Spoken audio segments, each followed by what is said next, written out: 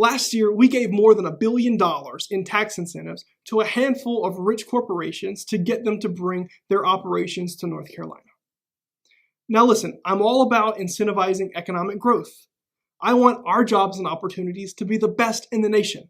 And if we're not competitive enough to attract new development, that's a problem we need to solve together. But shouldn't handing out hundreds of millions of dollars to the richest companies in the world be a last resort? Isn't the need for us to do that a sign that we're already falling behind in other areas? Look, if we want to make North Carolina attractive to companies, I have a few ideas. And it doesn't involve giving hundreds of millions of dollars in handouts to rich companies. Let's invest in public education so that our kids are as well prepared as any to think critically and become lifelong learners. Let's invest in vocational programs so that every high school graduate in our state has a next step to take towards their future. Let's invest in colleges and universities so that the talent pool in North Carolina is well equipped for the 21st century workplace. Let's invest in green, renewable energy so that no matter what business you're in, you know that you're helping combat the climate crisis by doing business here. Let's invest in affordable housing so that young people deciding where to start their careers and set their families up for success think of North Carolina first.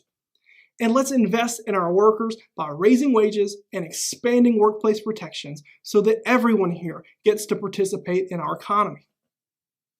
I don't know about you, but if we're going to spend taxpayer dollars to make our state more competitive, I think the average North Carolinian would be better off if we invested in them and their families rather than giving handouts to multi-billion-dollar corporations.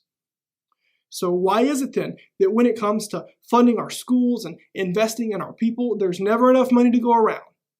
But every time there's a rich corporation that wants to put a facility here, we're always able to line their pockets with hundreds of millions of taxpayer dollars. That's not capitalism, that's cronyism. And while we're busy giving tax incentives to international corporations, what exactly are we doing to help our small businesses? Where are the tax incentives for our local restaurants and gym owners? What about plumbers and mechanics? These folks pay more in taxes than Fortune 500 companies pay here. That's not capitalism. That's socialism for the rich. Look, bringing great opportunities to our state is important. It is. But I think it's about time we try actually investing in our people for a change. And that's what I'll stand for in the General Assembly. Together, we're going to build a North Carolina that works for all of us, not just the wealthy and well-connected.